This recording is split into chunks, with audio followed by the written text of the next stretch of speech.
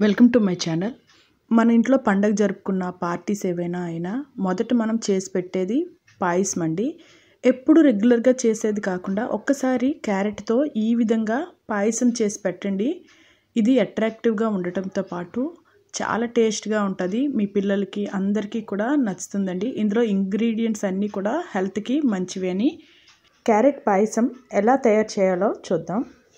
Stove on చేసి pan పెట్టేసి 1 spoon నెయ్యిని వేసుకొని ఇందులోకి కట్ చేసిన జీడిపప్పు బాదాంని వేసుకొని ఇవి తక్కువ ఫ్లేమ్ పెట్టుకొని బాగా ఎర్రగా వేయించుకోవాలి. ఇవి వేగిన తర్వాత కిస్మిస్ని వేసి ఇవి ఉబ్బుతాయి కదా, అప్పుడు ఈ డ్రై ఫ్రూట్స్ని వేరొక ప్లేట్లోకి తీసేసుకొని అదే ప్యాన్లోకి ఇంకొక 2 స్పూన్ల నెయ్యిని వేసేసుకోండి.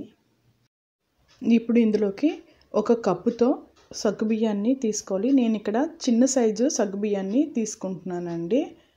ఈ సగ్గుబియ్యం ఇందులో ఒక 5 మినిట్స్ లో ఫ్లేమ్లో బాగా వేగనివ్వాలి. సగ్గుబియ్యాన్ని నానబెట్టి పాయసం చేసే కంటే ఈ విధంగా నెయ్యిలో బాగా వేపుకొని తర్వాత పాయసానికి యూజ్ చేసుకుంటే చాలా టేస్ట్గా చాలా బాగా ఉంటుంది.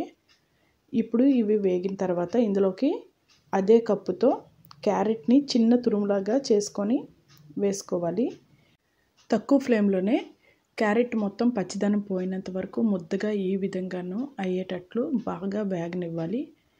ఇప్పుడు ఈ క్యారెట్ సగ్గుబియ్యం ఈ విధంగా ముద్దగా వేగుతాయి కదా, ఇప్పుడు ఇందులోకి 2 కప్పుల వాటర్ని వేసుకోవాలి. ఇప్పుడు స్టవ్ని మీడియం ఫ్లేమ్లో పెట్టి మూత పెట్టేసి మెత్తగా క్యారెట్ను సగ్గుబియ్యం ఉడకనివ్వాలి. ఇక్కడ మనం చిన్న సైజు సగ్గుబియ్యం తీసుకున్నాం కాబట్టి 2 కప్పుల వాటర్ వేసుకున్నాం. పెద్ద సైజు సగ్గుబియ్యం తీసుకుంటే 3 కప్పులు వాటర్ వేసుకోండి. ఉడకడానికి ఎక్కువ టైం పడుతుంది.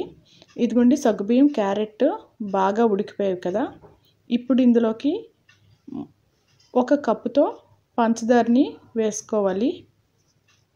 మంచి స్మెల్ కోసం 1 స్పూన్ యాలకుల పొడి చేసేసి వేసుకోండి. ఈ పాయసంలో చిటికెడు కుంకుమ పువ్వుని వేస్తున్నాను. క్యారెట్ వేయడం వలన న్యాచురల్గానే ఈ పాయసానికి మంచి కలర్ వస్తుందండి. ఎటువంటి ఫుడ్ కలర్ని మనం యూజ్ చేయాల్సిన అవసరం లేదు. ఇప్పుడు స్టవ్ని ఆఫ్ చేసేసుకొని ఇందులోకి బాగా మరగబెట్టిన వేడి పాలని మనం ఇందాక ఏ మెజర్మెంట్తో క్యారెట్ని సగ్గుబియ్యాన్ని తీసుకున్నామో అదే కప్పుతో పాలని యాడ్ చేసుకోవాలి.